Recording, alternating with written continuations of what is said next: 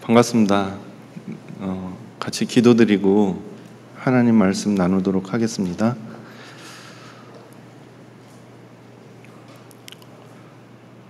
우리를 사랑하시는 거룩하신 아버지 하나님, 감사합니다. 이 죄악된 세상 가운데서 죄를 물마신같이 지으며 하나님 앞에 원수로 살아가던 우리 인생을 하나님께서 먼저 사랑하시고 긍휼히 여겨주셔서 독생자 예수 그리스도를 보내주시고 주님께서 받으신 고난과 흘리신 보혈의 피로 우리의 죄를 친히 담당하시고 깨끗이 씻어주신 그 사랑과 은혜 진심으로 감사드립니다. 아무런 공로 없이 믿음으로만 거룩한 하나님의 자녀 삼아주시고 이제 남은 삶, 이 땅 가운데 육신의 몸을 입고 살지만 썩지 않고 더럽지 않고 쇠하지 아니하는 하나님의 나라와 영광을 바라보며 그 기업을 이어갈 소망 가운데 영원한 생명의 소망 가운데 살게 하신 크신 은혜 진심으로 감사드립니다. 또 우리를 고아와 같이 버려두지 아니하시고 주님의 몸된 교회를 허락하셔서 교회 안의 지체로서 또 복음을 맡은 하나님의 일꾼으로서 주님의 사랑을 입은 형제 자매님들과 합력하며 서로 사랑하며 주님의 뜻을 따라 살 수 있도록 도와주시고 인도해 주심에 진심으로 감사드립니다. 우리가 이제 참으로 거룩한 지체로서 하나님의 뜻을 행하며 의를 즐겨 행하는 저희가 될 수 있도록 우리 마음과 눈을 더욱 밝혀주시고 믿음 가운데 살아갈 수 있도록 붙잡아 주시기를 더욱 기도드립니다. 지금 공주에서는 학예 수양회가 진행 중입니다. 전국교회가 같은 마음, 같은 뜻으로 복음을 위해서 합력하며 성령의 크신 역사가 나타나는 귀한 학예 수양회, 지금 담임 목사님, 최승돈 목사님, 또 송기호 목사님 참석하고 또 많은 성도들 함께하며 복음이 전해지는 그 자리 주님 함께해 주시고 도와주시기를 간절히 기도드리고 또 아무런 사고 없이 7차까지 잘 진행되고 마무리될 수 있도록 도와주시기를 간절히 기도드립니다. 우리도 성령의 크신 역사가 있는 그곳에 마음을 두고 또 참여하고 합력하는 저희 각자가 될 수 있도록 도와주시고 주님의 그 능력 가운데 성령의 크신 능력을 맛보며 함께 기뻐하고 참여하는 자가 될 수 있도록 도와주시옵소서. 오늘 주일을 맞이해서 주의 성도들 교회당에 함께 모여 찬송과 기도와 또 주님의 말씀과 교제를 나눕니다.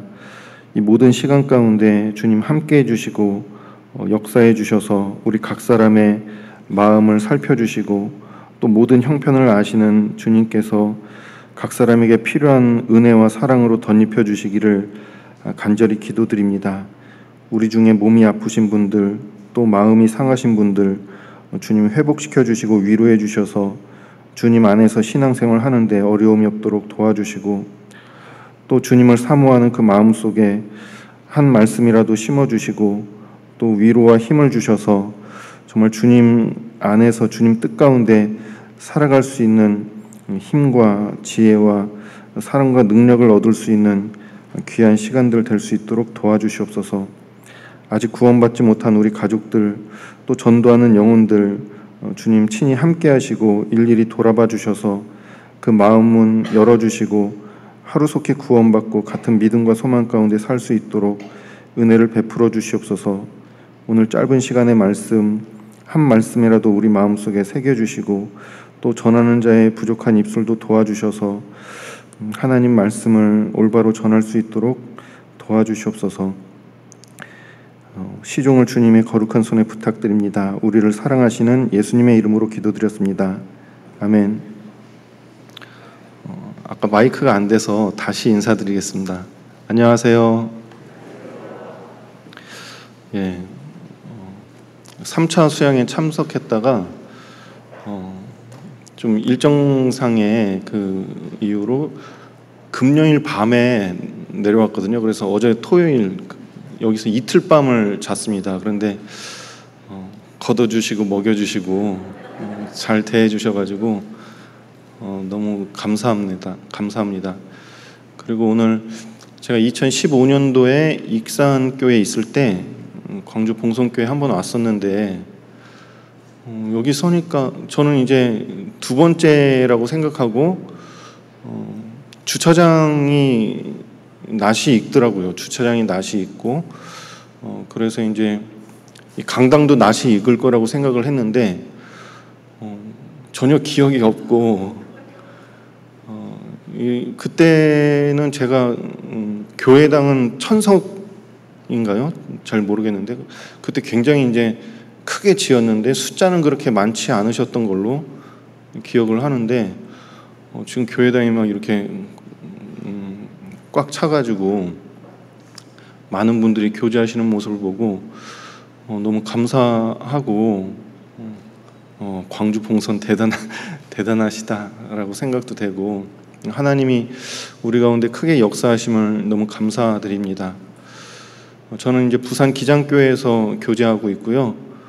2018년도 9월 달에 해운대 교회에서 자립한 교회입니다. 지금 주일날 한 40명 정도 이렇게 교제하고 있고 계속 사랑과 관심을 필요로 하는 교회니까 생각나시면은 좀 연약한 교회를 위해서 기도해 주시면 감사하겠습니다. 오늘 마태복음 9장을 좀 같이 한번 찾아보도록 하시겠습니다.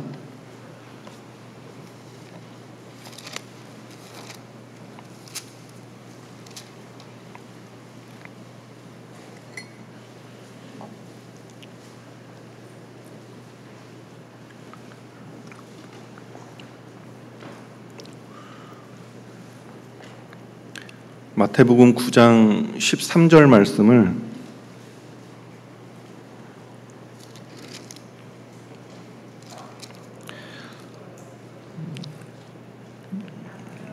같이 한번 마태복음 9장 13절을 같이 한번 읽어보시겠습니다.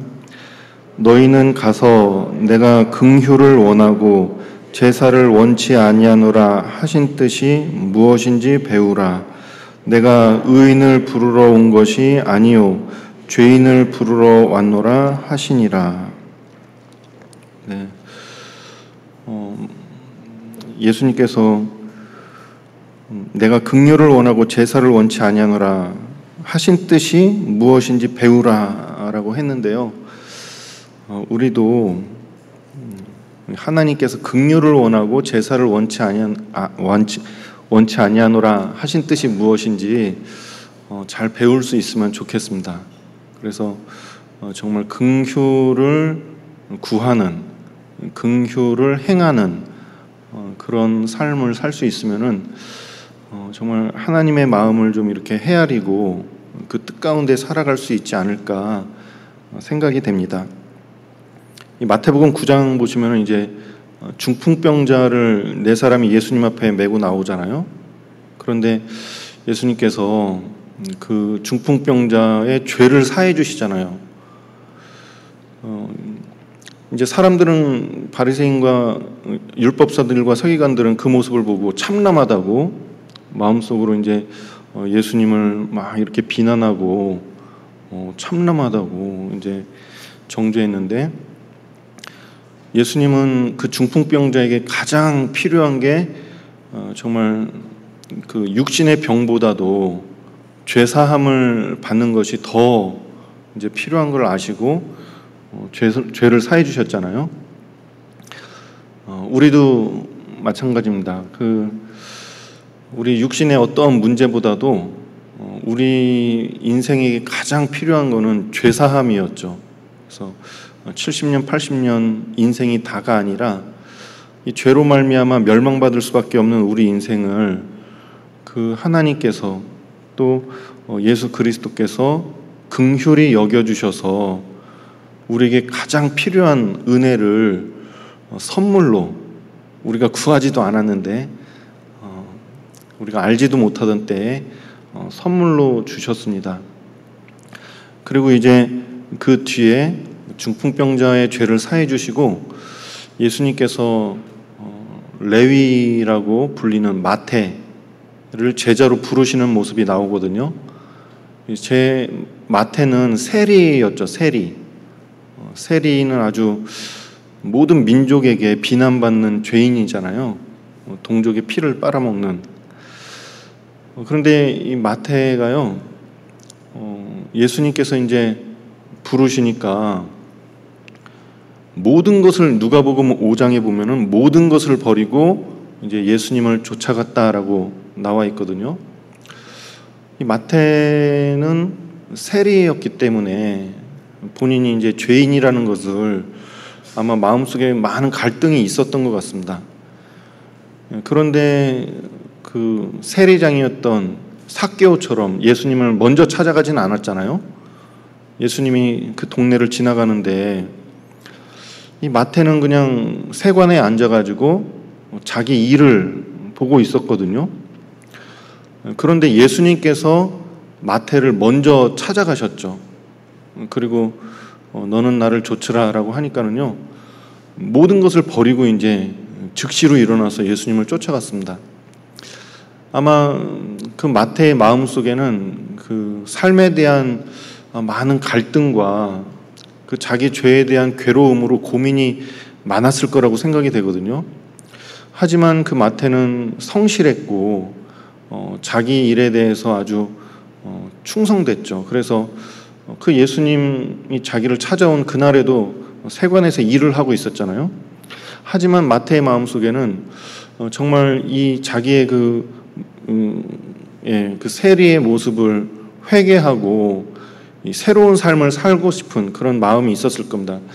그래서 예수님께서 그 마음을 보시고 마태를 부르셨고, 마태는 모든 것을 버리고 즉시로 일어나서 예수님을 쫓아갈 수가 있었죠. 그래서 이제 마태가요, 예수님을 위해서 큰 잔치를 벌렸습니다. 그런데 이제 거기에 초대된 사람들이 다 세리와 창기들, 이 죄인들을 초대한 거잖아요. 예수님 그 세리와 창기들과 함께 앉아서 아주 즐겁게 먹고 마시고 함께 하고 있었던 겁니다. 그런데 그 모습을 본 바리새인들이 예수님을 정죄한 거죠. 너희 선생은 어찌하여 죄인들과 함께 잡수시느냐. 잘 아시는 대로 이제 바리새인들은 죄인들과 이제 구별된 삶을 살고 있었잖아요. 바리새의 뜻이 이제 구별되었다라는 그런 뜻인데, 바리새인들은 그 당시 이스라엘 사람들의 존경을 받는 사람들이었거든요. 우리가 생각할 때 바리새인은 이 겉은 깨끗하지만 속은 더럽고, 그리고 아주 외식 덩어리, 비난받아 마땅한 자, 아주 죄인의 대명사처럼, 우리가 생각하는 죄인의 대명사처럼 생각하지만 실제로 바리새인들은 하나님께 대한 열심은 누구보다 뛰어났거든요. 그 로마 시대가 세속된 문화잖아요. 아주 퇴폐적인 문화. 그 퇴폐적이고 세속적인 문화 속에서 하나님의 뜻대로 살겠다고 하나님의 율법의 그 가치를 내세우면서 유대인으로서의 정체성을 갖고 하나님의 백성으로 살기를 자처하면서 정말 깨끗한 삶을 살기 위해서 몸부림을 쳤던 그런 사람들이 바리새인이잖아요.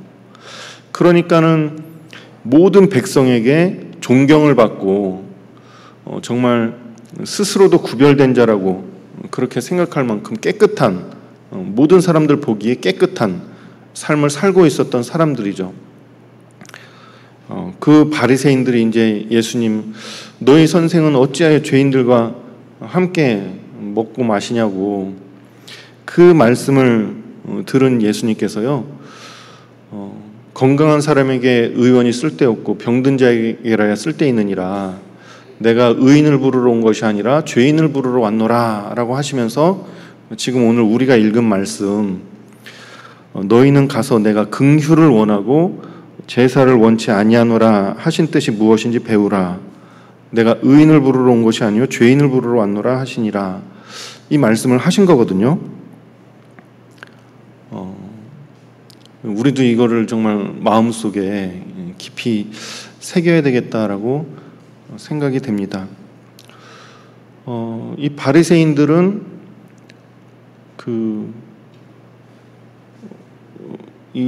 정말 율법에 철저하니까요. 그 율법을 지키는지 안 지키는지, 하나님 앞에 죄가 있는지 없는지, 그래서 죄인들과는 구별된 삶을 살고 죄인들과는 함께 먹지도 않고 가까이 하지도 않는, 그리고 나는 저런 죄인들과 같지 아니함을 감사하나이다, 그렇게 기도했잖아요.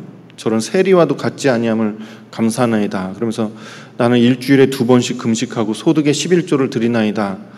정말 누가 봐도 하나님께 열심히 있었던, 그러면서도 이 죄인들을 정죄하는데 아주 정죄를 잘했죠. 그들에게는 긍휼이라는 건 없었습니다.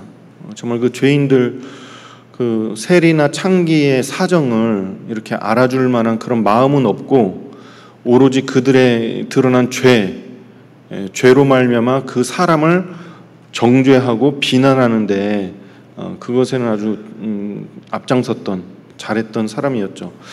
예수님께서 내가 긍휼을 원하고 제사를 원치 아니하노라 하신 뜻이 무엇인지 배우라고.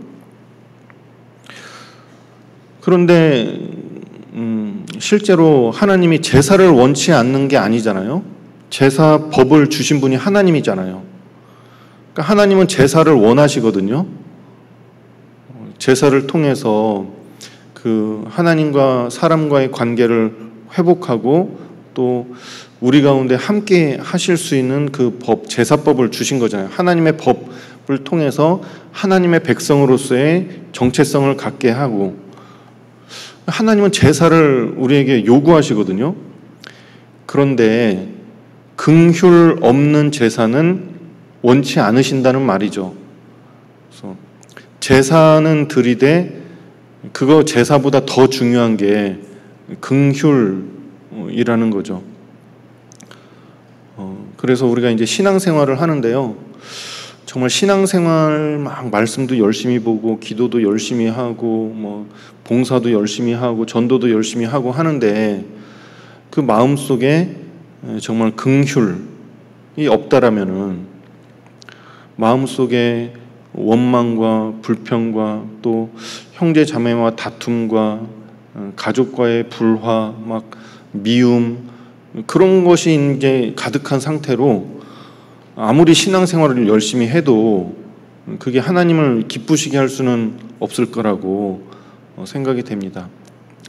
집에 막 시어머니는 미워 죽겠는데 교회당에 와서 봉사는 열심히 하고, 며느리는 미워 죽겠는데 교회당에 와서 형제 자매들한테는 막 베풀고, 그런 그 마음속에 정말 하나님 앞에 어떤 그런 미움이 있는 채로, 그래서 형제에게 원망 들을 만한 일이 생각나거든 먼저 가서 그 형제와 화목한 후에, 그 후에 와서 이제 예물을 드리라라는 말씀처럼 우리가 마음속에 정말 긍휼, 다른 사람들을 정죄하고 판단하고 미워하고 원망하는 그런 마음보다는 정말 화평하고 정말 이 평안과 사랑과 그 온유함, 그런 속에서 이제 신앙생활을 하는 게, 겸손과 온유 속에서 신앙생활을 하는 게 더 중요할 겁니다.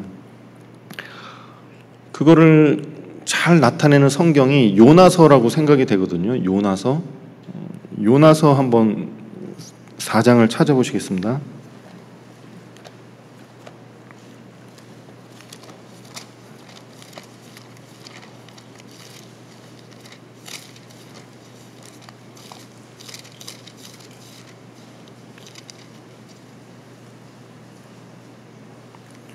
요나서 4장 1절 2절.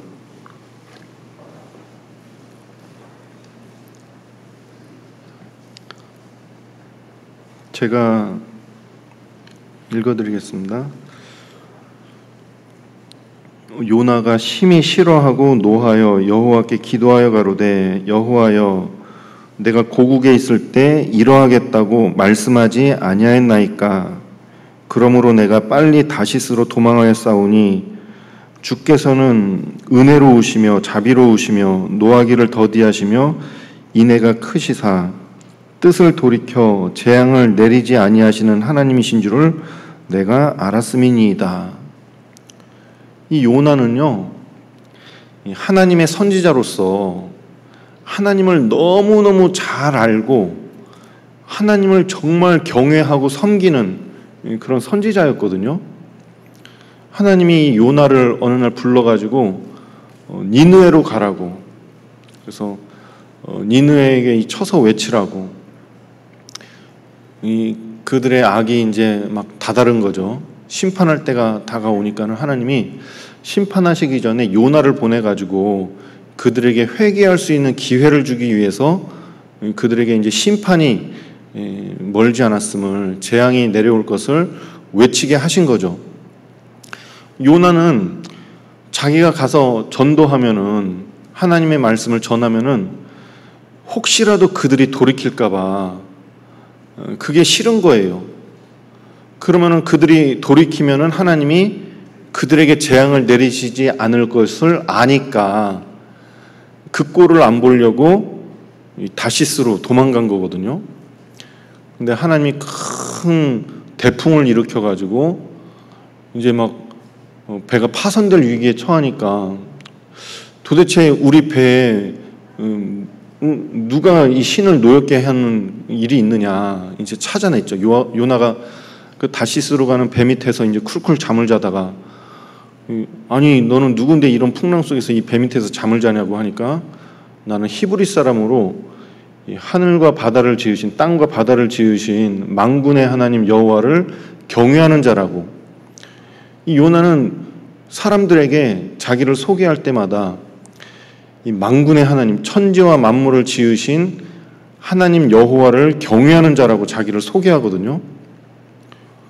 그러면서 왜 이런 일이 일어났는지 이야기를 하는 거예요. 나를 던지라고. 그러면은 잠잠해질 거라고. 하나님이 지금 나 때문에 이 풍랑을 일으켜가지고 이런 일이 있는 거니까 나를 바다에 던지라고.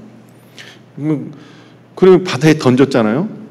그래가지고 이제 뱃속에서 고래가, 큰 물고기가 이제 삼켰는데요. 그 뱃속에서 이제 요나가 막 기도하잖아요. 기도하는 내용을 보면은요, 요나는 성경을 막 줄줄줄 다 외우고 있는 거죠. 그 성경 말씀으로 이제 기도를 쭉 하는데요. 그 말씀의 내용들은 참으로 요나가 하나님을 경외하고 정말 하나님의 권능, 구원은 하나님께 있는 겁니다. 그 말은, 기도는 아주 청산유수거든요. 정말 하나님을 경외하는 사람인데, 이제 큰 물고기가 요나를 뱉어가지고 본의 아니게 니느웨에 갔죠.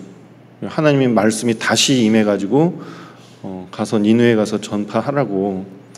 3일 길인데요, 하루만 외친 거예요.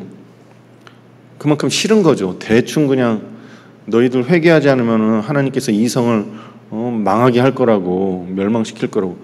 아니 대충 말했는데 왕부터 짐승까지 다 나와서 이 베옷을 입고 회개하는 거예요.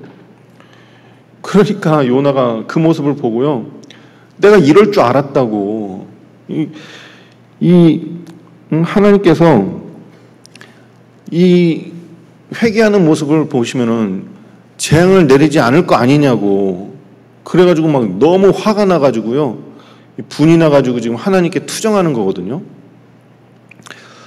그리고 이제 어떻게 되는지, 그 재앙이 내리는지 안 내리는지 그거 보려고 성문 동편에 나가서 자기를 위해서 초막을 짓고 거기에 앉아가지고 이제 지켜보는 거죠.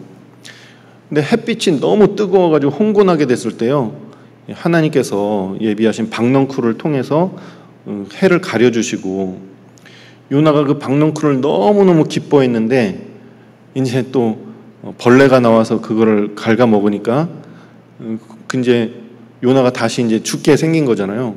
그래서 하나님께 차라리 나를 죽이시라고. 그래서 하나님이 요나에게 네가 어째서 이렇게 성을 내냐고. 그러니까 내가 성내는 것이 합당하다고. 내가 죽는 것도 내가 죽어도 좋고 내가 이렇게 성내는 것도 합당하다고 막 오히려 하나님께 대들거든요. 그러니까 하나님께서 네가 심지도 않고 기르지도 않은 이 박넝쿨을 그렇게 사랑했는데 내 이 큰 성 니느웨에는 좌우를 분변치 못하는 자가 12만이나 있는데 내가 그들을 아끼는 것이 마땅하지 않느냐. 요나가 아마 큰 깨우침을 얻은 것 같습니다. 그래서 2021년 작년이죠. 작년 3월 17일에 프란체스코 교황이요 이라크 모술에 방문했거든요. 이라크의 모술은 지금의 니느웨입니다. 니느웨. 그 모술에 가서 그 프란체스코가요 비둘기를 날리면서 평화를 구하는 기도를 했거든요. 이 모술은요 기독교에서 가장 오래된 교회가 있는 곳으로 유명합니다. 그래서 2014년도에 극단적인 이슬람주의 IS 아시죠? 그 IS가 이라크 모술을 점령하고 가장 먼저 한 일이 요나의 무덤과 기독교의 유적들을 파괴한 거거든요. 이라크는 97%가 무슬림인데 그 모술이라는 도시에는요 25%의 인구가 기독교인이래요. 다 무슬림인데 이 니느웨 그 모술이라는 도시는 기독교인이 그렇게 많은 거예요. 기독교 유적도 많고 가장 오래된 교회도 있고 그리고 요나의 무덤도 거기 있습니다. 그러니까 요나가 아마 회개하고 거기서 뼈를 묻은 것 같아요. 자기 고국으로 돌아오지 않고 아마 그곳에서 하나님의 말씀을 전하면서 그래서 이제 그곳에 그런 기독교인들이 많이 하나님을 섬기는 사람들이 많이 있게 되지 않았을까라고 생각이 됩니다. 그래서 이 교훈을 얻은 거죠. 정말 그 니느웨 사람들, 아시리아 사람들이죠. 그 이스라엘의 원수잖아요. 그 원수들에게 하나님을 전하는 것이 그렇게도 싫었는데 그들이 망하기를 바랬는데 하나님은 그 원수들도 아끼시고 그들이 망하기를 원치 않으시잖아요. 어떠한 악인이라도 멸망하는 것을 하나님이 원하지 않으시고 악인에게조차 긍휼을 베푸시는 그 하나님을 요나에게 나타내신 겁니다. 왜? 요나는 하나님을 잘 섬기는데요. 이 마음속에 이 원수에 대한 긍휼이 없거든요. 그들이 망하기만 바라고 있는 거예요. 하나님의 마음을 모르는 거죠. 하나님은 그 요나에게 너희는 가서 긍휼을 원하고 내가 제사를 원치 아니하노라 하신 뜻이 무엇인지 가르쳐 주신 거죠. 요나는 그것을 잘 배웠다라고 생각이 됩니다. 그래서 이거 호세아서 6장 6절에 보시면요. 이게 우리가 읽은 마태복음 9장 13절이 호세아서 6장 6절을 인용한 말씀이거든요. 나는 인애를 원하고 제사를 원치 아니하며 번제보다 하나님을 아는 것을 원하노라. 하나님은 번제보다 하나님을 알기를 원하시는 거죠. 하나님은요 인애를 원하세요. 인애를. 그 인애가 신약 성경에서는 긍휼이라는 단어로 번역이 됐고 그 히브리 원어로는요 헤세드라는 단어거든요. 헤세드. 그 헤세드가 인애, 인자, 사랑, 자비 이런 뜻으로 해석이 됩니다. 성경에 굉장히 많이 나오는 단어거든요. 구약 성경만 250번 이상 나오고 신약에만 400번 이상 나오는 단어인데 이 미가서 6장을 같이 한번 찾아보시겠습니다.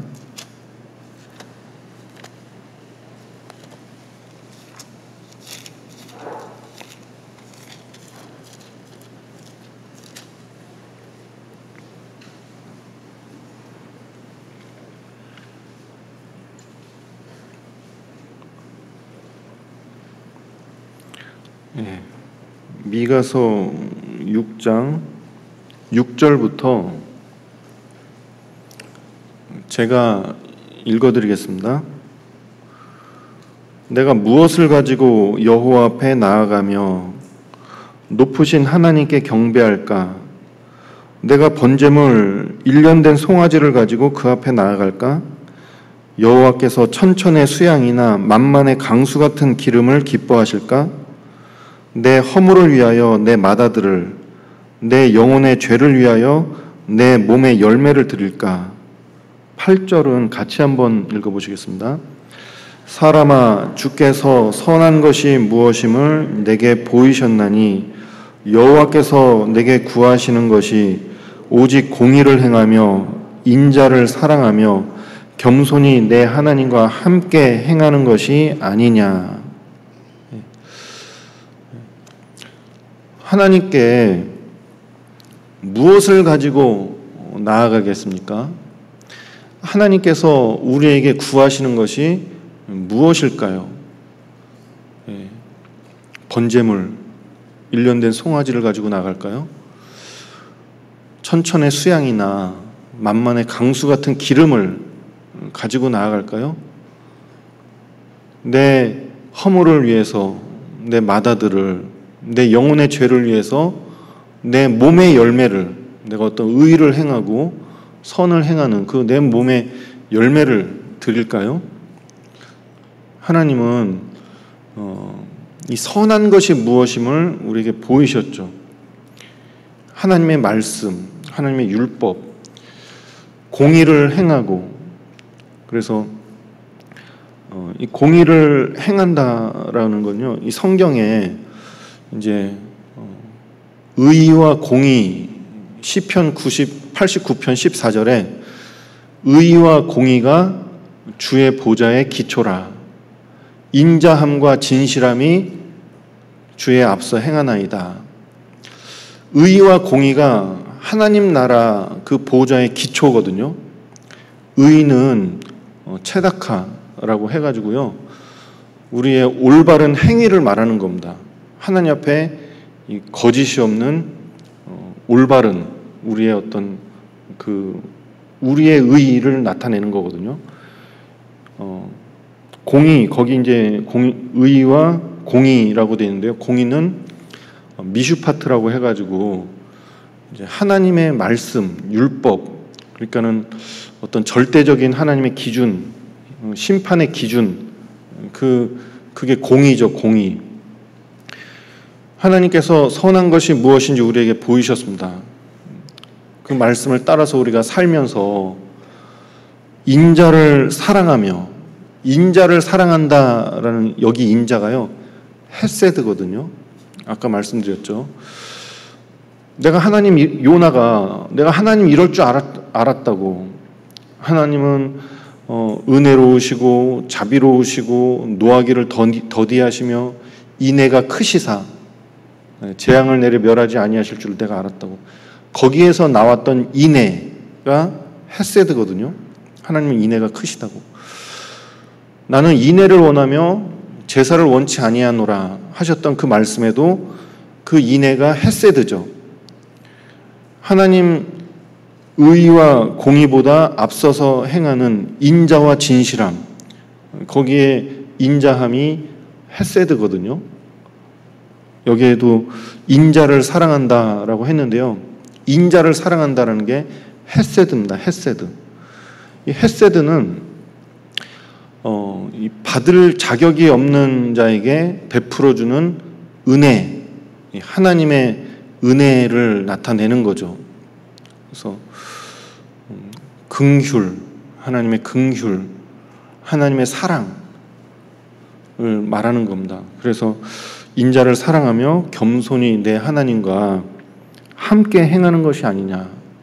하나님은 인애를 원하시거든요. 인애, 긍휼, 사랑.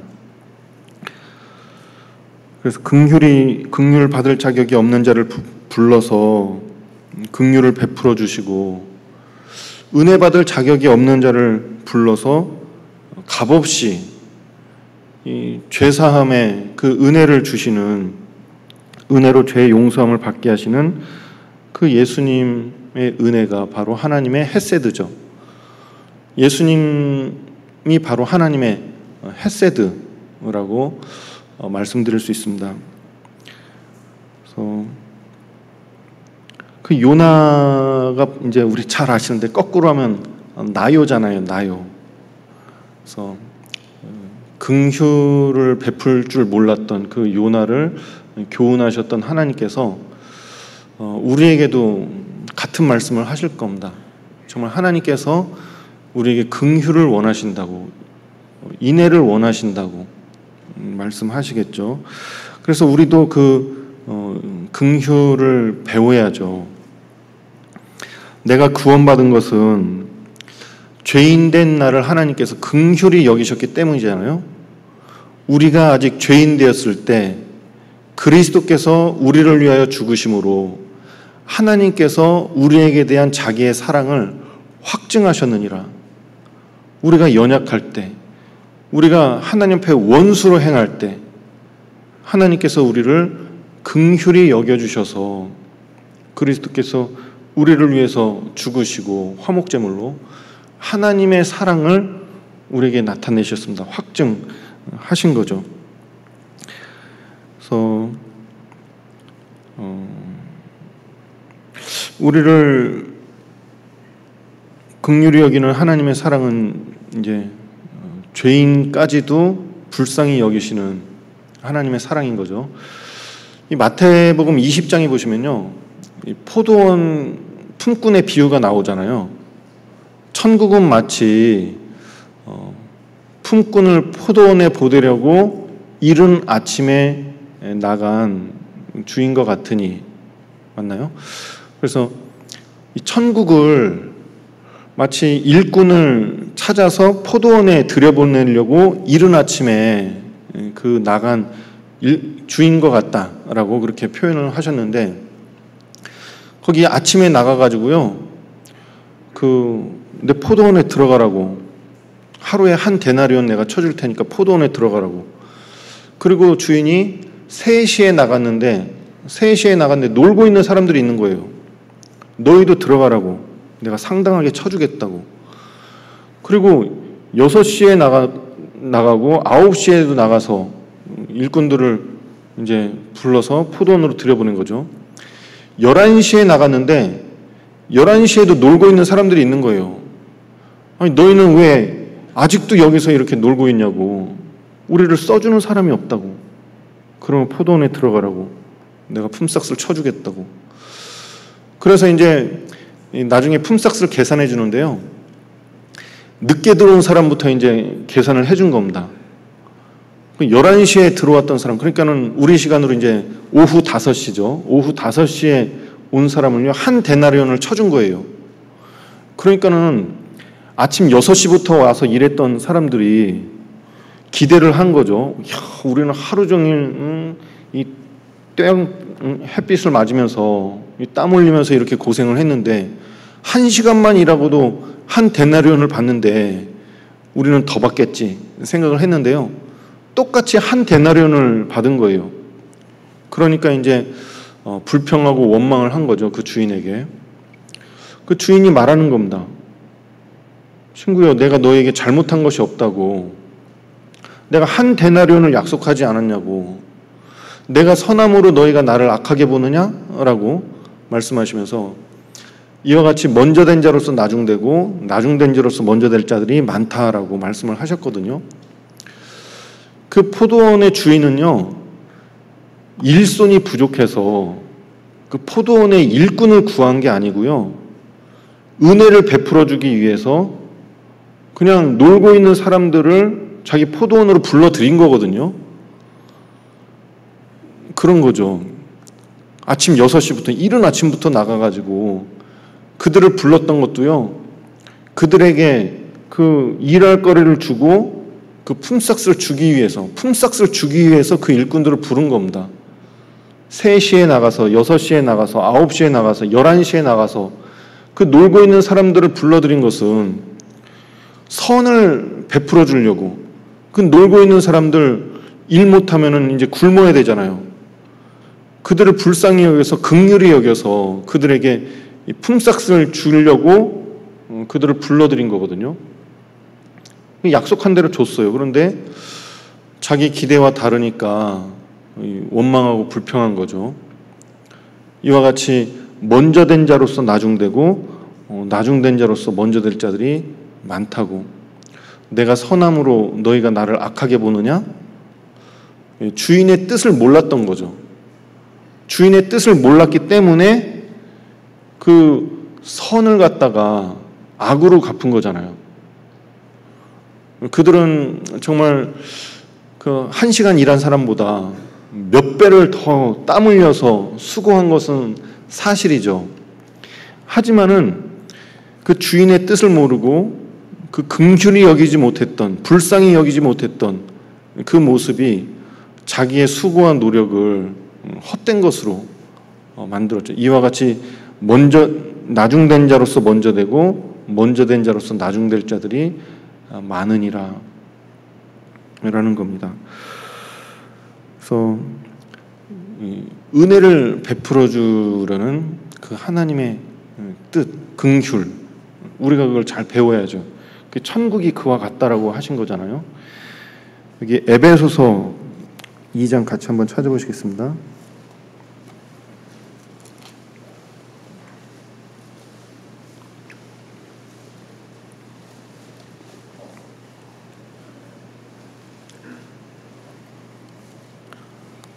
에베소서 2장 3절부터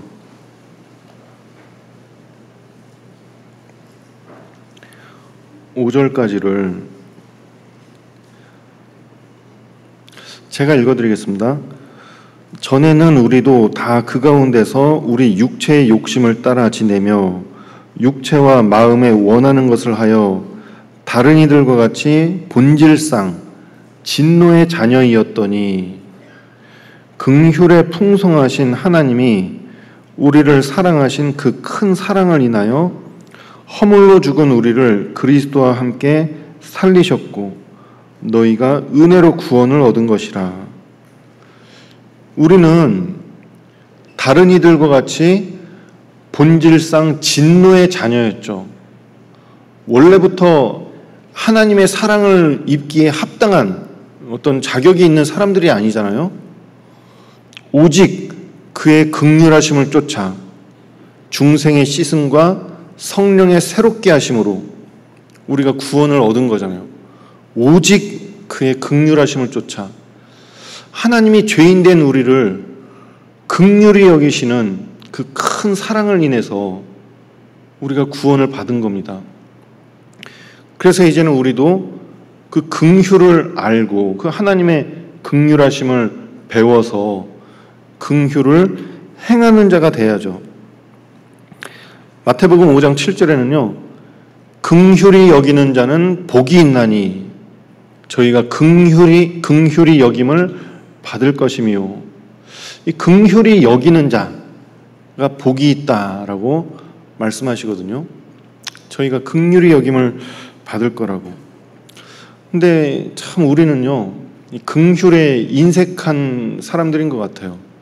마음이 참 이기적이고 긍휼에 인색하고 자기를 드러내기 좋아하고. 여기 마태복음 아까 보셨었는데 마태복음 12장도 다시 한번 찾아보시겠습니다. 마태복음 12장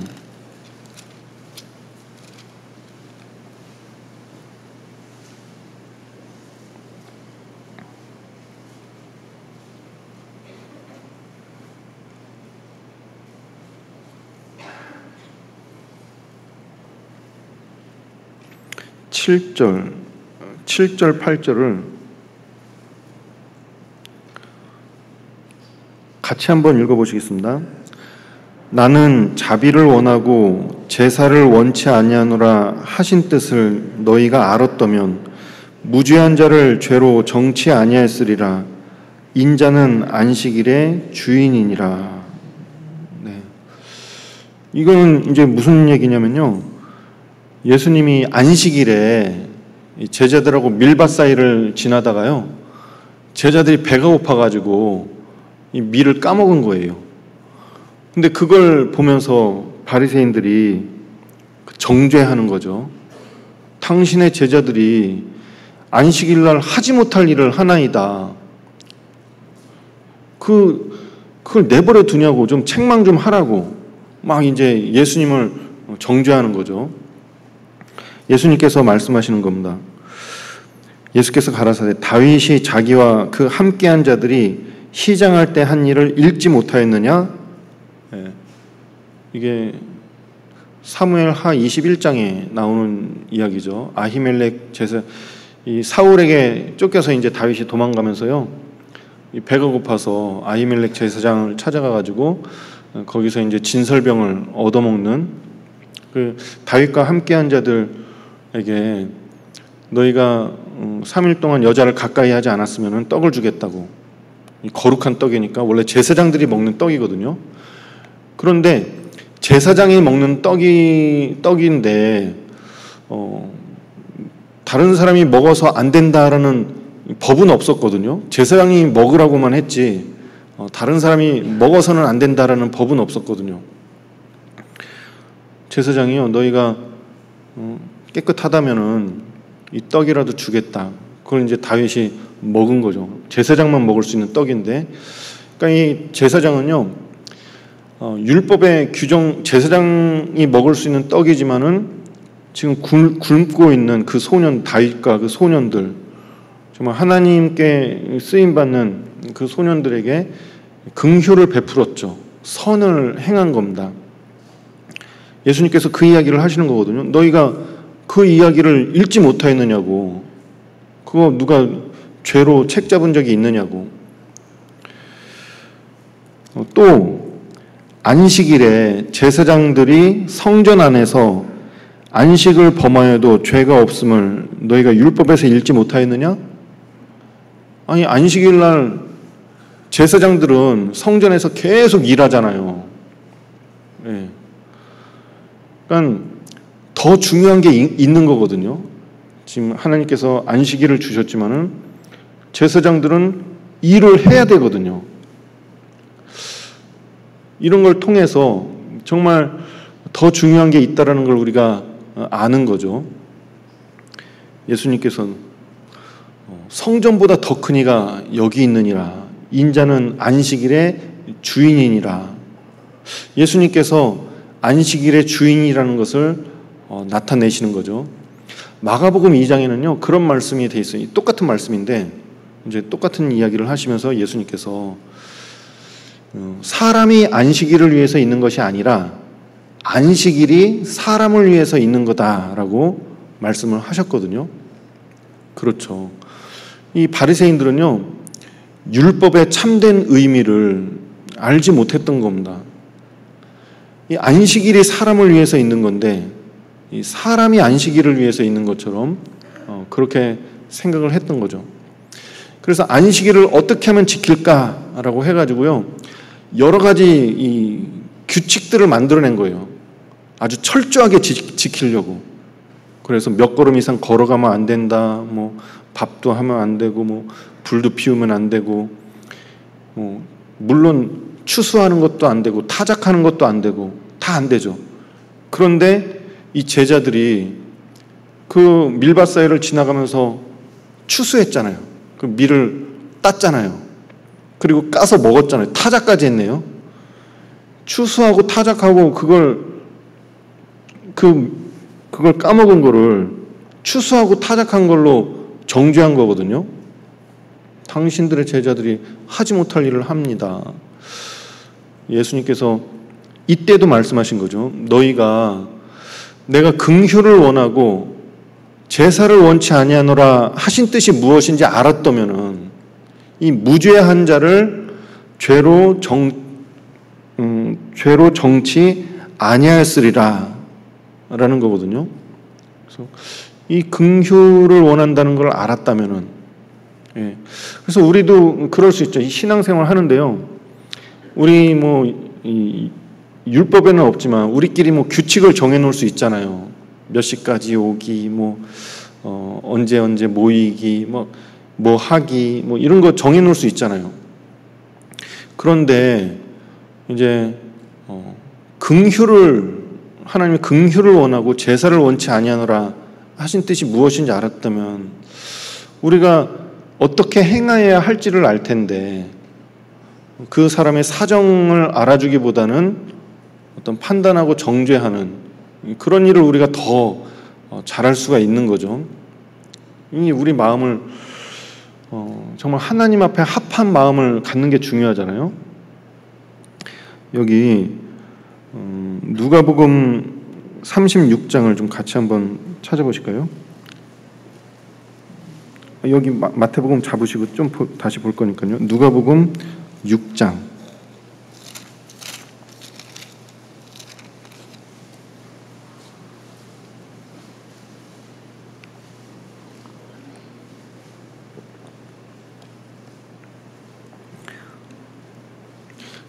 그래서 그 안식일 날 예수님께서 이제 쭉 일부러 안식일 날 막 고창병 든 사람도 고쳐주시고 안식일 날 손 마른 사람도 고쳐주시고 그러니까는 막 이 바리새인들이랑 율법사들 서기관들은요 그런 거 보면은 막 미치는 거죠. 예수님을 막 계속해서 정죄하니까 예수님이 말씀하시는 거죠. 너희가 안식일 날 소나 양이 우물에 빠진 것을 보면은 건져주지 않겠느냐. 생명이 더 귀한 거 아니냐. 그래서 예수님께서 이제 안식일 날 고쳐주는 거, 긍휼을 베풀어. 그 안식일 날 고쳐주는 거는요, 무엇이 더 중요한지를 우리에게 알려주시려고 하시는 거거든요. 인자가 안식일의 주인이다라는 것도 알려주시고, 그 생명이 그 안식일보다 더 중요한 거죠. 안식일이 사람을 위해서 있는 거죠. 그런 걸 우리에게 알려주시려고 하신 겁니다. 누가복음 6장 36절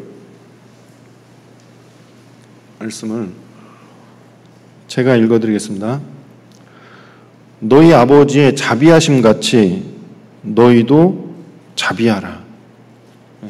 하나님께서는 정말 은혜로우시고 자비로우신 하나님이잖아요. 인애가 크신 우리에게 긍휼을 베풀어 주시는 하나님이시잖아요. 하늘에 계신 너희 아버지의 자비하심 같이 너희도 자비하라고. 우리도 은혜를 베풀어 주고 자비를 베풀어 주고 긍휼을 베풀어 주는 그런 사람이 되라고. 근데 그 앞에 무슨 말씀을 하셨냐 하면요. 이 말씀이 왜 나왔냐. 여기 32절부터 31절부터 제가 읽어드리겠습니다. 남에게 대접을 받고자 하는 대로 너희도 남을 대접하라. 너희가 만일 너희를 사랑하는 자를 사랑하면 칭찬받을 것이 무엇이뇨? 죄인들도 사랑하는 자를 사랑하느니라. 너희가 만일 선대하는 자를 선대하면 칭찬받을 것이 무엇이뇨? 죄인들도 이렇게 하느니라. 너희가 받기를 바라고 사람들에게 빌리면 칭찬받을 것이 무엇이뇨? 죄인들도 의수히 받고자 하여 죄인에게 빌리느니라. 오직 너희는 원수를 사랑하고 선대하며 아무것도 바라지 말고 빌리라. 그리하면 너희 상이 클 것이요 또 지극히 높으신 이의 아들이 되리니 그는 은혜를 모르는 자와 악한 자에게도 인자로우시니라. 그래서 원수까지도 사랑하라 라고 하시면서 하나님은 은혜를 모르는 자와 악인에게도 인자로우시니라. 마태복음 5장에는요 하나님의 햇빛을 의인과 악인과 선인에게도 비춰주시고 비를 불의한 자와 의로운 자에게도 내려주시는 그런 분이시거든요. 그러니까 너희를 사랑하는 자만 사랑하면 칭찬받을 것이 무엇이냐. 선대하는 자만 선대하면은 죄인들보다 나을 것이 아무것도 없는 거죠. 다 죄인들도 그렇게 하는 거거든요.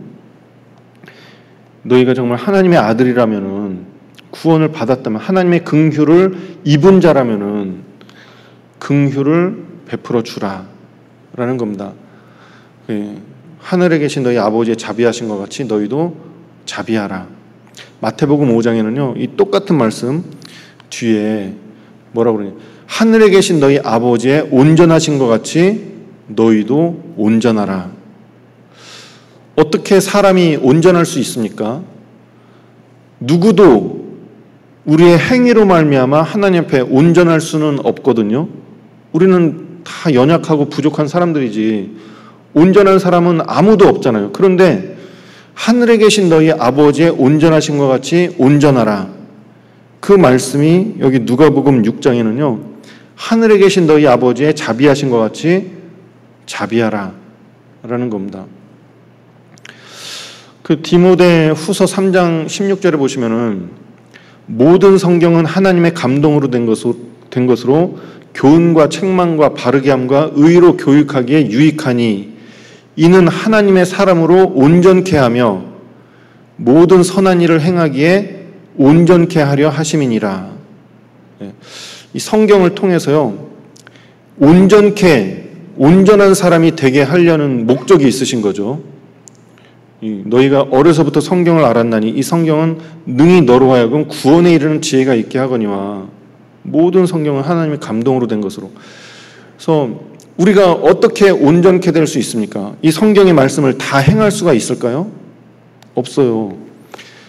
우리가 온전케 될 수 있는 것은 오직 믿음으로만 가능합니다. 믿음으로. 예수 그리스도 안에서만 온전해질 수 있는 거죠. 예수님께서 우리를 위해서 자기를 내어주시고 그런 믿음으로 말미암아 우리를 거룩하게 하시고 이 뜻을 쫓아 예수 그리스도의 몸을 단번에 들이심으로 말미암아 너희가 거룩함을 얻었노라. 14절에는 또 저가 한 제물로 거룩하게 된 자들을 영원히 온전케 하셨느니라. 히브리서 10장 14절이죠. 이제 우리를 거룩하게 하셨을 뿐만 아니라 영원히 온전케 하셨어요. 예수님께서. 그래서 우리가 믿음으로 예수 그리스도 안에 들어오고 이제 믿음으로 살아갈 때, 믿음으로 하나님의 뜻을 행하며 살아갈 때 온전함을 이룰 수 있는 거거든요. 믿음으로 주님의 뜻에 순종할 때. 그래서 우리가 이제 원수에게까지도 그 은혜를 모르는 자에게도 하나님의 뜻을 쫓아서 자비하고 긍휼을 베풀어주고 그 하나님의 사랑을 나타낼 때 우리가 온전함을 이룰 수가 있을 겁니다. 신명기 22장 한번 찾아보시겠습니다. 신명기 22장.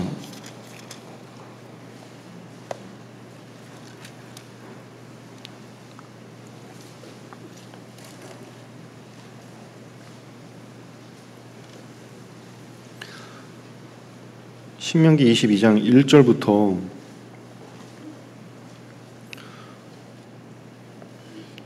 제가 쭉 읽어드릴게요.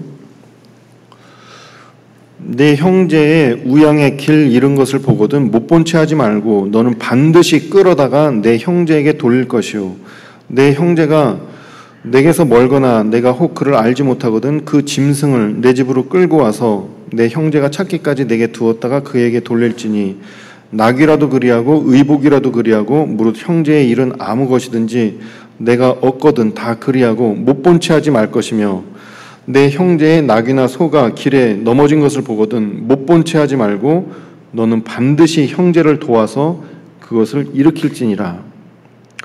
이게 소나 나귀가 넘어졌는데 소나 나귀를 불쌍히 여겨서 그렇게 하는 게 아니잖아요. 소나 나귀를 불쌍히 여겨서가 아니라 불쌍히 여기는 거죠. 소나 나귀를 위해서 이렇게 하는 게 아니고요. 그 형제를 위해서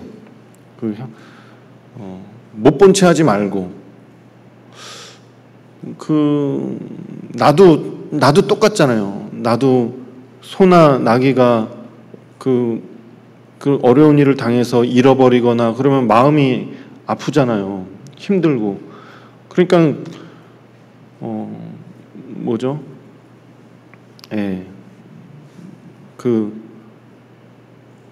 체휼. 형제의 마음을 체휼하는 거죠. 그래서 형제를 불쌍히 여겨서 못 본 채 하지 않고 그걸 이제 돌아보는 거잖아요. 여기 22장 8절도 6절부터 22장 6절부터 제가 읽어드리겠습니다. 노중에서 나무에나 땅에 있는 새의 보금자리에 새의 새끼나 알이 있고 어미새가 그 새끼나 알을 품은 것을 만나거든 그 어미새와 새끼를 아울러 취하지 말고 어미는 반드시 놓아줄 것이요 새끼는 취하여도 가하니 그리하면 내가 복을 누리고 장수하리라. 이 어미와 새끼를 같이 잡아서 이렇게 하지 말라고. 이 마음속에 그러니까 좀 어떤 마음을 품고 이게 법으로 주신 거잖아요. 제가 예전에 신명기 읽으면서 이제 신명기 배울 때 이게 사랑장이라고 홍정현 목사님께서 이 신명기에 사랑이라는 단어가 제일 많이 나온대요. 요한복음 빼고 그 구약 성경에 사랑이라는 단어가 제일 많이 나오는 성경이 신명기인데 이 신명기는 율법을 말하고 있는 성경이거든요. 그런데 이 사랑이에요. 그 율법의 근본 정신이 사랑이죠, 사랑. 그래서 정말 그 율법을 맡은 유대인들이 율법의 정신을 올바로 알았다면은 그 죄로 정죄하기보다는 그 근본 정신인 사랑을 행하기에 힘썼을 거거든요. 이 사사기에 하나님께서 왕을 세우지 않았잖아요. 정말 하나님의 말씀대로만, 하나님의 인도하심대로만 하면요, 왕이 필요 없거든요. 서로 사랑하니까. 누군가가 다스릴 필요가 없는 그런 세상을 하나님께서 원하실 거거든요. 서로 아껴주고 위해주고 하나님의 뜻 가운데 살기만 하면은요, 아무 그 왕이 필요 없거든요. 여기 8절에 22장 8절에도 제가 읽어드리겠습니다. 내가 새 집을 건축할 때 지붕에 난간을 만들어 사람으로 떨어지지 않게 하라. 급히 흐른 죄가 내 집에 돌아갈까 하노라. 내가 내 집을 만드는데요, 다른 사람이 내 집에서 떨어질 것까지 내가 생각해야 돼요. 다른 사람을 항상 염두에 두라는 거잖아요. 이 율법의 정신입니다. 그래서 내가 내 것을 하지만은 다른 사람들의 입장을 고려해 줄 줄 아는, 하나님께서 그것을 우리에게 요구하시잖아요. 24장도 보실게요.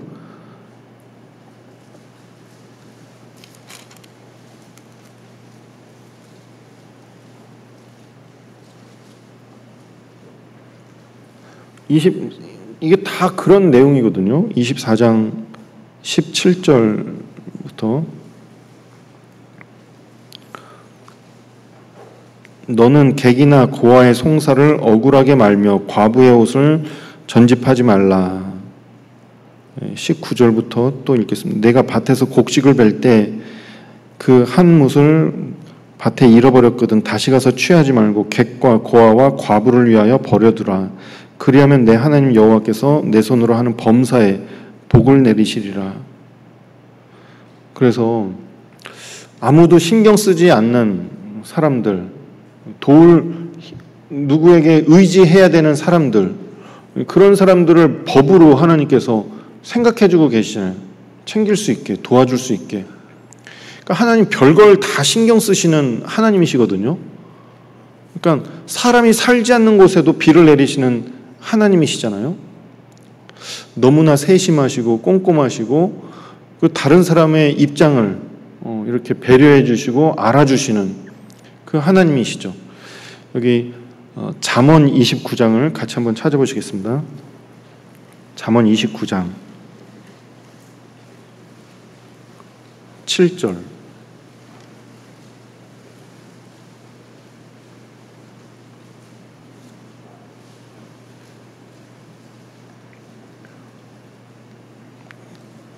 말씀을 같이 한번 읽어보시겠습니다.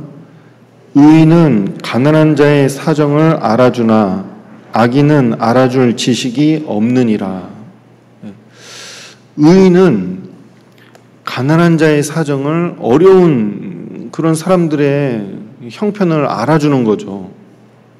그런데 악인은요, 그런 지식이 없어요. 다른 사람들이 어렵든지 말든지 무슨 형편이 있는지 사정이 있는지 그런 걸 알아줄 마음도 없고 지식도 없는 거죠. 그래서 우리 그리스도인들은 정말 하나님의 긍휼을 입은 사람들은 의인이잖아요. 의인. 이제 가난한 자의 사정을 알아줄 줄 아는, 이 가난한 자를 학대하는 자는 그를 지으신 자를 멸시하는 자요, 궁핍한 사람을 불쌍히 여기는 자는 주를 존경하는 자니라. 잠언 14장 31절 말씀이죠. 그래서 하나님은 징계를 내릴 때에도 그 인자함을 손에서 거두지 아니하신다라고 하셨잖아요. 우리를 징계하시는 목적도 사랑 때문에 하시는 거, 하나님의 어떤 분을 우리에게 쏟아내시는 게 아니고요, 우리가 잘되기 바라는 마음으로, 정말 긍휼을 베푸는 마음으로 눈물을 머금고 징계를 내리시는 거거든요. 하지만 그 징계 속에서도 인자함을 거두지 않는다고, 항상 하나님이 인자함으로 우리를 대하고 계십니다. 그래서 로마서 12장 18절에는 너희가 친히 원수를 갚지 말고 진노하심에 맡기라고, 할 수 있거든 너희로서는 모든 사람으로 더불어 평화하라고. 원수 갚는 것이 내게 있으니 내가 갚으리라고 주께서 말씀하시니라. 그 말씀을 보면서요, 제가 무슨 생각을 했냐면은, 하나님은 악에게 지지 말고 선으로 악을 이기라라고 하시면서, 할 수 있거든 너희로서는 다른 사람으로 더불어서 평화하라고, 원수는 내가 갚아줄게, 너는 이 악에게 지지 말고 마음속에 악을 품지 말고 사랑으로 대하라고, 화평하라고. 그러니까 하나님이 구원받은 그리스도인들에게 원하는 건요, 이 사랑이거든요. 사랑. 정말 서로 사랑하라. 이 마음속에 사랑을 품고 살기를 원하지, 마음속에 어떤 남을 판단하고 정죄하고 미워하고 어떻게 하면 이걸 갚아줄까, 그런 보복하려는 그런 마음을 품는 거를 하나님이 원하지 않으시는 것 같아요. 그건 내가 할게, 그거 원수 갚는 거는 내가 할 테니까 너는 선을 행하라고, 너는 사랑하라고, 너는 좋은 마음을 품고 살으라고. 그게 아마 하나님께서 우리에게 원하시는 겁니다. 누가복음 10장에도 보시면요, 선한 사마리아인의 비유가 나오잖아요. 어떤 사람이 예루살렘에서 여리고로 내려가다가 강도를 만나서 거반 죽게 됐습니다. 그런데 제사장도 그를 보고 피해서 가고, 레위인도 그를 보고 피해서 갔는데, 이 사마리아인이 여행하다가 그를 보고 불쌍히 여겨, 거기 그렇게 나오거든요. 여행 중에 그를 보고 불쌍히 여겨 그에게 가서 기름과 포도주를 붓고 상처를 싸매주고, 그를 자기 짐승에 태워서 주막으로 데려가서 2 데나리온을 주면서 주막에게 맡기는 거죠. 돌아봐 주라고, 부비가 더 들면은 내가 돌아올 때 갚아주겠다고. 그러면서 그 율법사한테 물어보잖아요. 누가 내 이웃이겠느냐? 주여 자비를 행한 자니이다. 거기서 그 자비가요, 우리 아까 마태복음 9장 13절에 읽었던 엘리오스, 긍휼하고 똑같은 단어거든요. 자비를 베푼 자니이다, 긍휼을 베푼 자니이다 라는 말입니다. 너도 가서 이와 같이 하라. 그래서 우리가 정말 선한 사마리아인 그리스도를 만나서 이제 이 주막에 맡겨졌잖아요. 우리가 다 치료받고 있는데 이제 너도 가서 그와 같이 하라고. 우리가 정말 주님을 만났으면은 이제 우리도 가서 그 상처 입은 사람들을 긍휼을 베풀어야죠. 돌아봐주고 구원하는 그 일을 해야 될 겁니다. 그래서 구원받은 사람에게는 주님의 마음이 있습니다. 고린도전서 2장 16절에 누가 주의 마음을 알아서 주를 가르치겠느냐, 그러나 우리가 주의 마음을 가졌느니라. 우리 구원받은 그리스도인들에게는요, 그리스도의 마음이 있어요.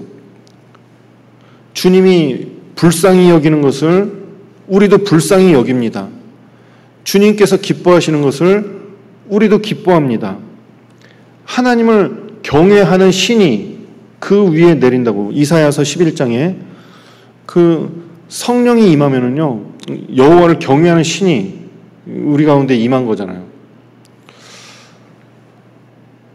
하나님의 소망이 부끄럽게 아니함은 성령으로 말미암아 하나님의 사랑이 우리 마음에 부음받음이니, 우리가 연약할 때 기약대로 그리스도께서 우리를 위하여 죽으셨도다.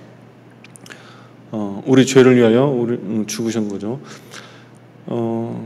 그래서 성령을 받을 때 하나님의 사랑이 우리 마음에 부음바 되었잖아요. 이제 우리 속에는 성령이 계시고 그리스도의 마음, 하나님의 사랑이 우리 안에 있습니다.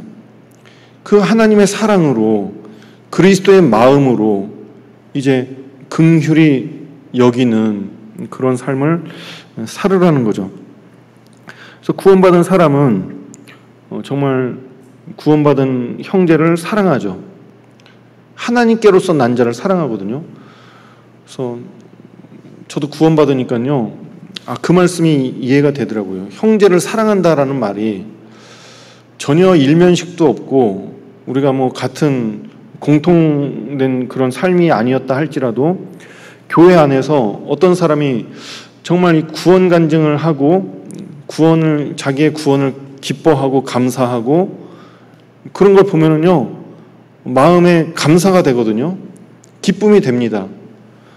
그리고 구원받은 사람이 주님을 위해서 열심히 사는 모습을 보면요, 그 모습이 사랑스럽거든요.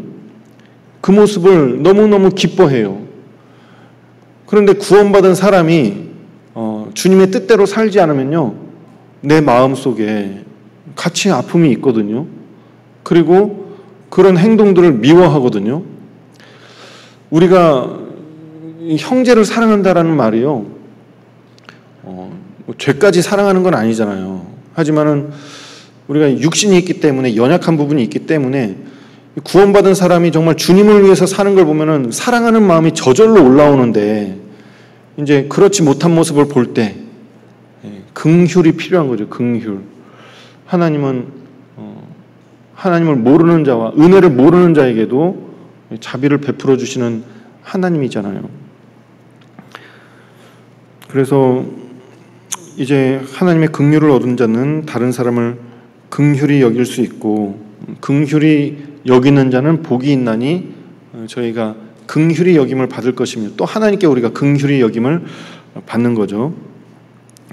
그리고 이제 구원받지 못한 사람들까지도 긍휼히 여기는 마음이 있습니다. 주님의 마음이 있잖아요. 그래서 정말 어떤 사람이요, 나보다 가진 것이 많은데, 나보다 능력이 많은데, 심지어는 나보다 재물과 권세와 명예와 이런 것이 다 뛰어난데도요, 긍휼히 여기는 마음이 있거든요. 왜? 그 사람이 지금 그 죄 때문에 하느님 앞에 이뤄져 있고 그 죄로 말미암아 심판받고 지옥에 갈 것을 아니까 그 사람이 나보다 훨씬 뛰어남에도 불구하고 긍휼히 여기는 그런 마음이 있는 거죠. 심지어는 부모님을 긍휼히 여기는, 부모님을 불쌍히 여기는, 긍휼히 여기는 그런 마음이 있죠. 형제 자매를 불쌍히 여기는 마음이 있는 거죠. 내 가족, 친구가 아닌데도 긍휼히 여기는, 심지어는 죄인인데도, 정말 나에게 악을 행했는데, 나에게 어떤 실수를 했는데, 잘못을 했는데도 긍휼히 여기는 그런 마음이 있는 거죠. 그게 구원받은 그리스도인에게 있는 마음이라고 생각됩니다. 그래서 착한 사람뿐만이 아니라 정말 나에게 잘해주는 사람뿐만이 아니라 비록 죄가 있고 못됐다 할지라도 불쌍히 여기는, 긍휼히 여기는 그런 마음이 있는 거죠. 하나님께서 그런 사람들을 불쌍히 여기고 구원받기 원하기 때문에 우리는 그런 사람들에게도 선을 행하고 긍휼을 나타내야 됩니다. 하나님은 한 사람의 영혼을 천하보다 귀하게 여기시죠. 그리고 베드로전서 3장 8절도 한번 찾아보시겠습니다.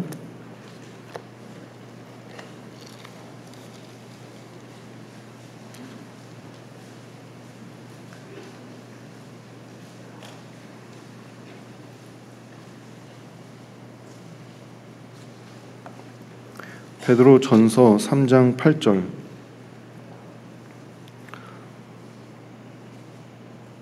(8절) (9절을) 제가 읽어드리겠습니다. 마지막으로 말하노니 너희가 다 마음을 같이하여 채우라며 형제를 사랑하며 불쌍히 여기며 겸손하며 악을 악으로 욕을 욕으로 갚지 말고 도리어 복을 빌라.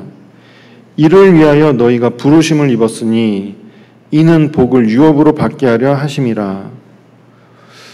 베드로 사도가요, 베드로 전서 이 편지를 쓰면서 그 흩어진 나그네 고난받는 성도들에게 부탁하는 거죠. 마지막으로 말하노니 너희가 다 마음을 같이하여 채유라며 형제를 사랑하며 불쌍히 여기며 겸손하며 악을 악으로 욕을 욕으로 갚지 말고 도리어 복을 빌라고.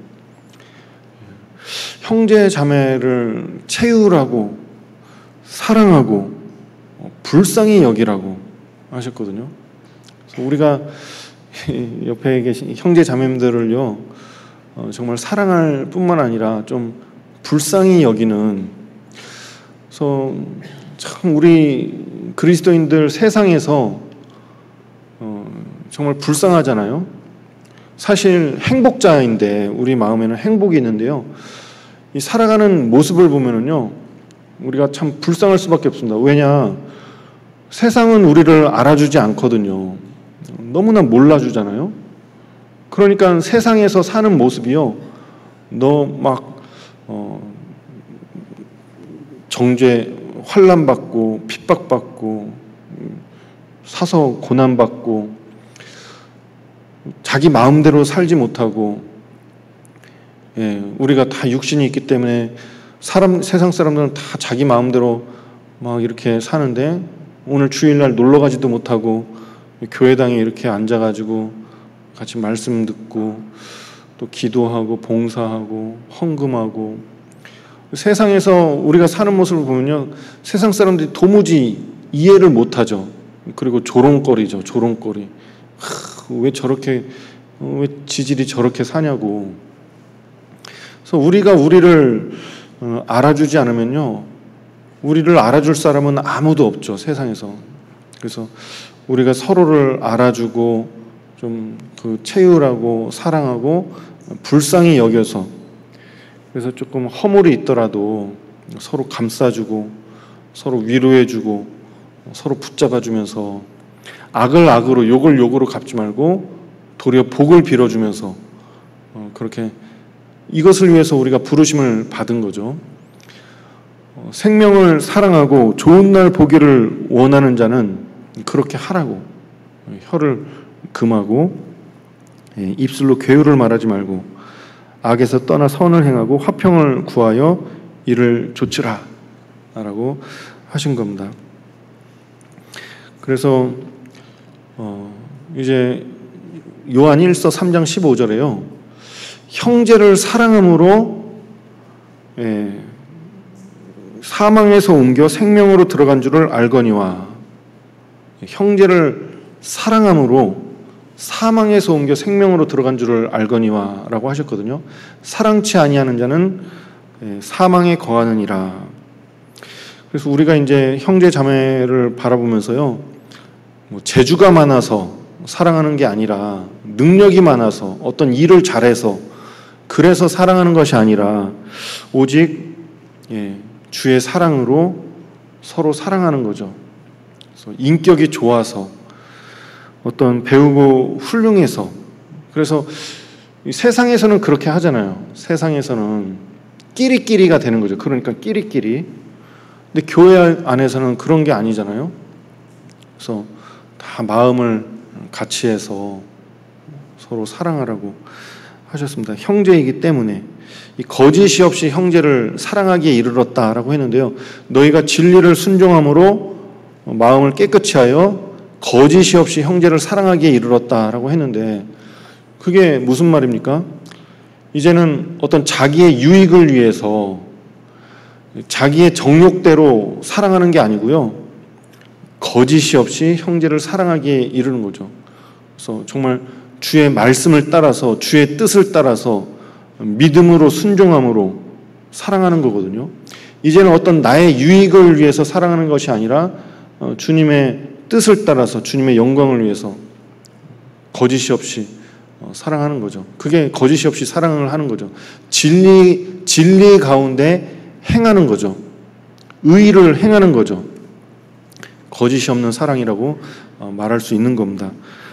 그래서 우리가 이제 정말 형제 자매를 사랑하고 또 구원받지 못한 사람들에게도 긍휼을 나타내는, 오히려 이 뺨을, 예수님은 자기를 못 박는 자들을 향해서도 아버지여 저들의 죄를 용서하여 달라고 오히려 그들을 축복하고 그들을 위해서 기도했잖아요.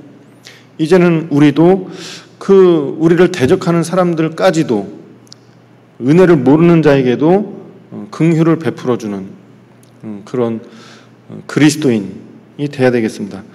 그래서 이제 이 그리스도인의 능력이 바로 사랑이죠. 사랑. 서로 사랑하라. 어떤 그 능력, 이 사랑한다라는 것은 그리스도인의 능력이거든요. 세상 사람에게는 없는 하나님의 사랑이 우리 마음속에 있다는 증거이기도 하고, 내가 그리스도인으로서의 어떤 척도를 나타내는 것이 사랑하는 정도에 따라서 정말 그런 나의 능력을 나타내는 거겠죠. 그걸 은사라고 하잖아요. 은사. 어떤 하나님께 어떤 일을 하기 위해서 받은 능력을 은사라고 하잖아요. 더욱 큰 은사를 사모하라. 제일 좋은 은사가 뭐냐? 사랑이잖아요. 사랑. 우리 늘 말씀 배우셔서 알잖아요. 사랑. 제가 예화를 하나 읽어드릴게요. 그냥 예화니까는 그냥 재밌게 들어주시면 좋겠습니다. 하나님이 우리에게 주신 은사는 사랑입니다. 사랑이 없으면 울리는 꽹과리와 같습니다. 사랑이 없으면 천사의 말을 할지라도 소리나는 구리와 울리는 꽹과리와 같다라고 했잖아요. 또 모든 비밀을 알고 산을 옮길 만한 믿음이 있을지라도, 모든 비밀과 지식을 알고 모든 비밀과 예언을 알고 또 산을 옮길 만한 믿음이 있을지라도 사랑이 없으면 내가 아무것도 아니라고, 내가 내 몸을 불사르게 내어줄지라도 사랑이 없으면 나에게 아무 유익이 없다라고 하셨죠. 그래서 너희 모든 일을 사랑으로 행하라고. 그래서 우리 마음에 사랑을 품고 이렇게 행하는 것이 참 중요하죠. 내가 긍휼을 원하고 제사를 원치 아니하노라 하신 뜻이 무엇인지 배우라고.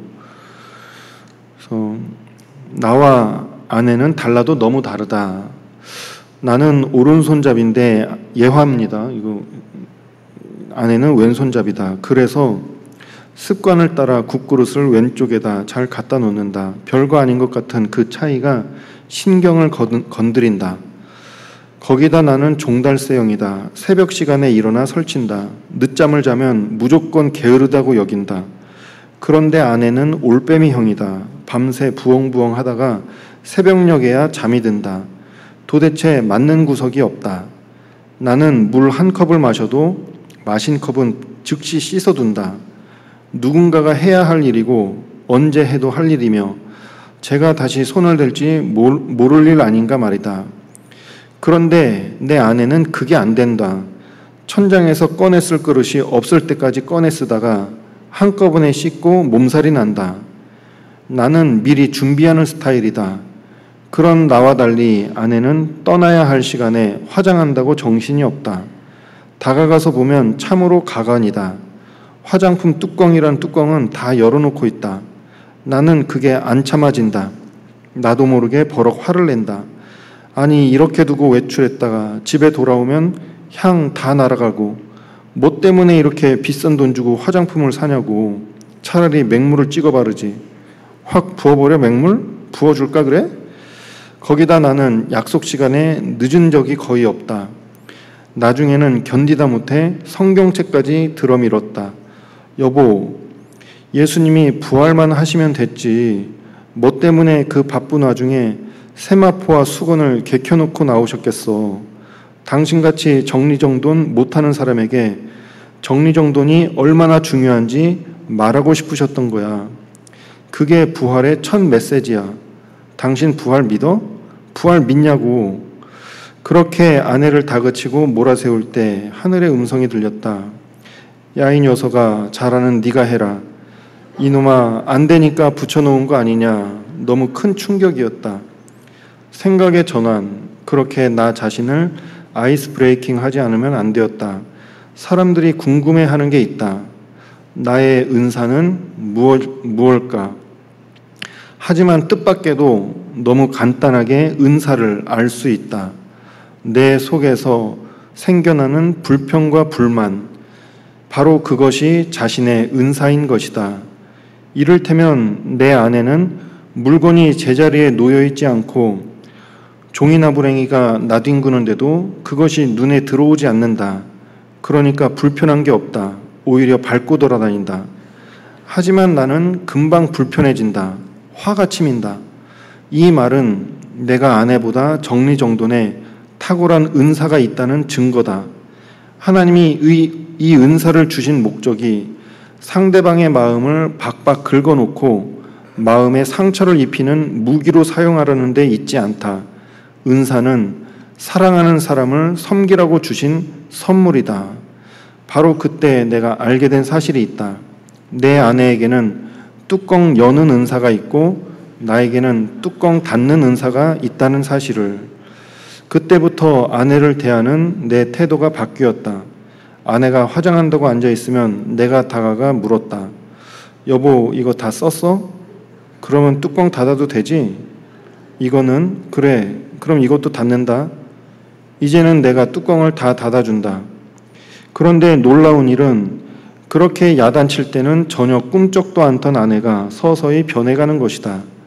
잘 닫는 정도가 아니라 얼마나 세게 담갔던지 이제는 날들어 뚜껑 좀 열어달라고 한다. 아내의 변화가 아닌 나의 변화. 그렇게 내가 철이 들게 되었다. 예. 그래서 이 은사라는 게 이 성경의 고린도전서 7장에 보면요, 다른 사람의 유익을 위해서 은사를 주셨다라고 하셨거든요. 하나님이 나에게 은사를 주신 이유는요, 그걸 날 위해서 써먹으라는 게 아니라 이 교회의 유익을 위해서, 또 다른 사람들의 유익을 위해서. 그러니까 내가 잘하는 것이 다른 사람들이 못하는 것처럼 느껴지는 게 내가 잘하는 거죠. 내가 거기엔 좀 더 은사가 있다는 말이잖아요. 그러면 그걸 가지고 판단하고 비난할 것이 아니라 그걸로 다른 사람들에게 도움을 주는, 그래서 눈에 거슬리면 내가 치우면 되고, 그렇게 하면 되는 거죠. 그래서 우리에게는 이 사랑이라는 은사가 필요합니다. 정말 주님의 사랑. 주님은 우리를 사랑하셨기 때문에 그 고난의 쓴 잔, 그 죽음의 세례까지도 받아들이셨잖아요. 우리를 사랑하셨기 때문에 그 모든 걸 할 수 있었거든요. 이제 부모가 자식을 사랑하기 때문에 그 자녀를 위해서 모든 것을 희생하고 헌신할 수 있잖아요. 우리에게는 정말 사랑의 은사가 필요합니다. 이 사랑으로 하면은요, 모든 것을 감당할 수 있거든요. 헌신과 희생도 우리가 능히 감당할 수가 있을 겁니다. 그래서 이 구원받은 사람에게 정말로 필요한 은사, 이제 사랑이죠. 이 사랑은 용서와 섬김으로 나타나잖아요. 다른 사람들을 용서하고 또 다른 사람들을 섬겨주는 그것이 우리의 사랑으로 나타날 수 있습니다. 그래서 원수까지도 사랑하라고 예수님은 우리에게 말씀하신 거죠. 1만 달란트 비유 잘 아시죠? 1만 달란트를 탕감받은 종의 비유. 제가 상담하다 보면요, 가끔 그런 분을 만납니다. 내 죄가 영원히 용서된 것은 알겠대요. 그건 믿어진대요. 그런데 그 살인범들, 아주 극악무도한 죄를 지은 사람들, 그런 사람의 죄까지 용서해 주는 거는 이해가 안 된대요. 왜 그런 극악무도한 사람들의 죄까지 용서해 주냐는 거죠. 자기의 죄는 용서된 것을 믿으면서 그 끔찍한 사람들의 죄가 용서되는 것은 이해하지 못하는 사람들. 저는 그런 분들을 볼 때마다 1만 달란트 탕감받은 종의 비유가 생각나거든요. 나는 1만 달란트 탕감받았는데 100데나리온 빚진 자를 용서하지 못하고 잡아다가 옥졸에다 붙였을 때 그걸 들은 그 탕감해준 주인이 민망하게 여겨서 그를 다시 잡아다가 다 갚으라고.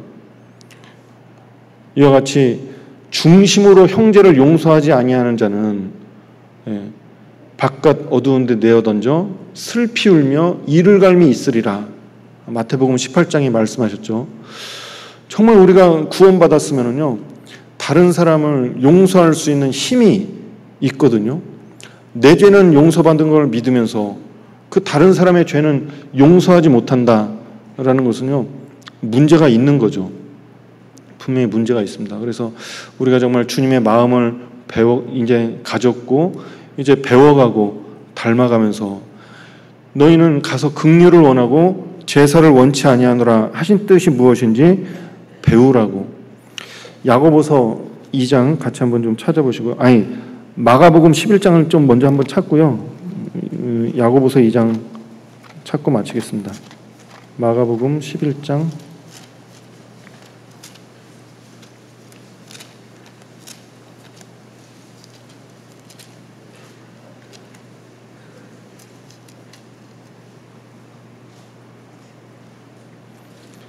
마가복음 11장 25절 말씀을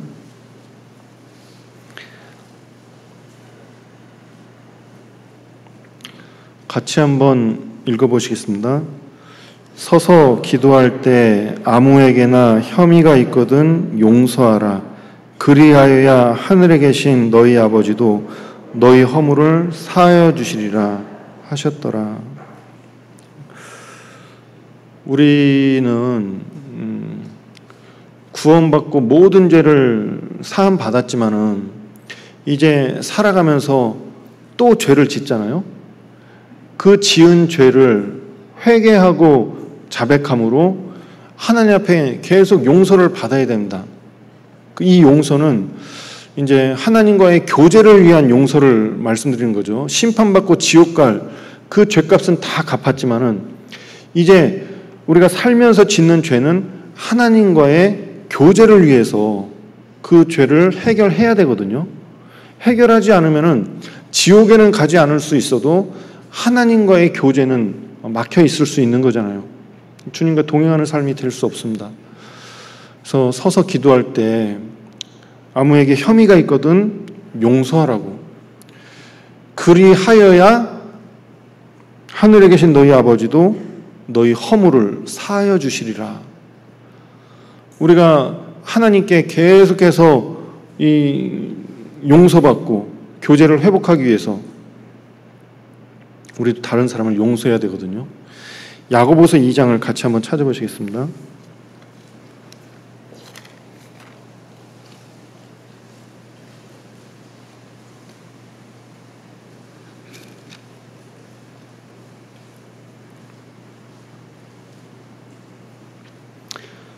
이 장 13절 말씀을 같이 한번 읽어보시겠습니다. 긍휼을 행하지 아니하는 자는 긍휼 없는 심판이 있으리라. 긍휼은 심판을 이기고 자랑하느니라. 긍휼을 행하지 아니하는 자에게는 긍휼 없는 심판이 있으리라. 긍휼히 여기는 자는 긍휼히 여김을 받을 것이라고. 그게 복이 있는 자죠. 우리가 구원은 받았지만 여전히 연약하고 부족하고 허물이 많습니다. 또 우리가 계속해서 죄를 지을 수도 있잖아요. 우리는 여전히 하나님의 은혜와 긍휼이 필요하거든요. 계속해서 하나님이 우리를 긍휼히 여겨주시고 은혜를 베풀어 주셔야 우리가 하나님 앞에 구원받고도 살아갈 수 있습니다.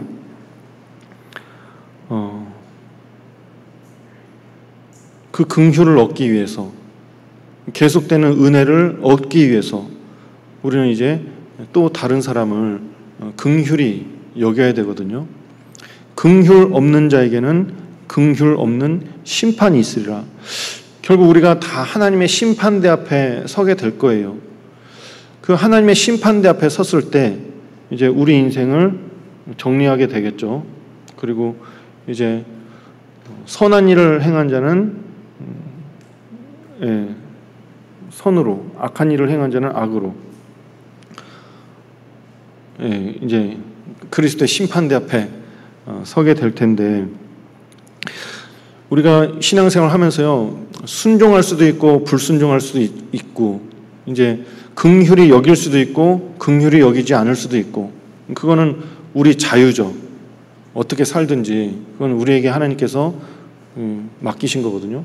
하지만 우리가 어떤 마음을 품고 어떻게 살아야 할지는 분명하게 알려주셨습니다.